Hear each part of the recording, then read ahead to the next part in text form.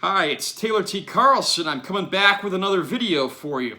If you know me at all, you know that I'm a big Star Wars fan, and over the past 5 years, Marvel has been putting out some great Star Wars comics, and I have done written reviews for these, but never a YouTube video, so I thought it might be time to start covering these, especially considering the core Star Wars series is now being relaunched by Marvel with a new issue 1 set in a new time period. The previous 5 years of the core Star Wars comic were set in the 3-year period between A New Hope and The Empire Strikes Back. Most of the other comics that were released during this time frame were also set within those few years as well, which allowed for a few crossovers and other elements like that as well. And now, we're relaunching the comic set between The Empire Strikes Back and Return of the Jedi, 1 year in the canon which hasn't really gotten a whole lot of attention. We start off with Leia and Lando having rescued Luke following his crippling defeat at Cloud City at the hands of Darth Vader, at which time, of course, he learns that Darth Vader is his father and not this idealistic Jedi Knight that was killed by Darth Vader that Obi-Wan and Yoda told him about. Luke has lost his hand, his lightsaber, and he can't communicate with Yoda or Obi-Wan anymore, possibly because he rushed off to face Darth Vader against their wishes. At this point, he's just truly a broken man. And when you see the difference between Empire Strikes Back and Return of the Jedi, Luke is like a full-fledged Jedi Knight, and he's ready to go take on Jabba and rescue Han Solo. But here, he's at his absolute lowest. How does he go from being broken at the end of Empire to a confident, full-fledged Jedi Knight at the beginning of Return of the Jedi? Hopefully, this is the series that's going to give us some of those answers. Needless to say, Leia and Chewie are not too pleased with Lando having attempted to sell out them to the Empire to try to save what he'd built on Cloud City, so he's going to have to struggle and work to try to regain their trust. They're headed away from the battle off to the rendezvous point they mention in Empire Strikes Back, where we finally see our heroes as that film ends. However, as this comic shows us, the journey to get back there was not an easy one. It isn't long before we see other members of the Rebel Alliance under fire from the Imperial villain Commander Zara, who has a Star Destroyer called the Tarkin's Will, an obvious reference to Grand Moff Tarkin, who perished aboard the Death Star.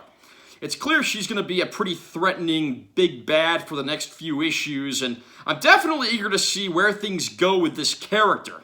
Naturally, we see the rebellion getting a beatdown throughout this issue. It definitely sets the stakes high for what's to come over that next year of canon within the timeline, which, as I said before, really hasn't been explored too heavily since Disney purged the old expanded universe and started their own canon universe from roughly 2014 onward.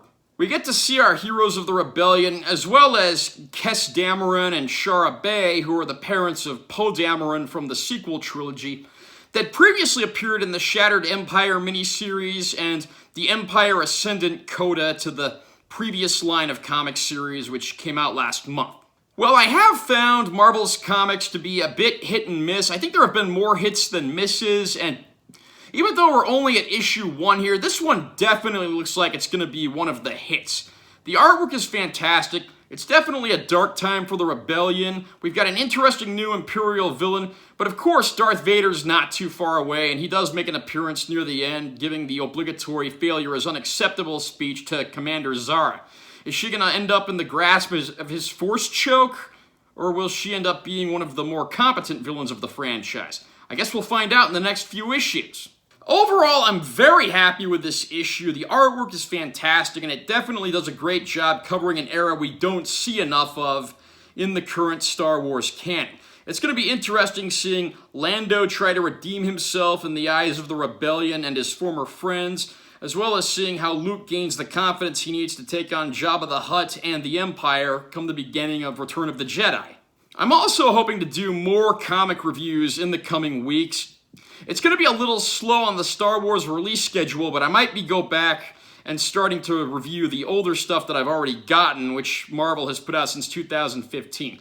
They've got some great comics in there which really flesh out the gaps in time between films and further develop the characters, in some ways better than some of the films did. Marvel's done an excellent job with this comic series for the most part, and I look forward to reading what they've got for the next few years. This is especially true when you consider we probably won't be getting another film until 2022 at the earliest, so we got a good 3 years until then. Have you read Star Wars 1 yet with the new relaunched series? What did you think? Are you optimistic for this series? Would you rather see him do something else? Whatever you want, feel free to post it in the comments section below. I'll hopefully be covering more of those older comics in the weeks to come. In the meantime, please like this video and subscribe to my channel. I'm Taylor T. Carlson. I will see you on my next video.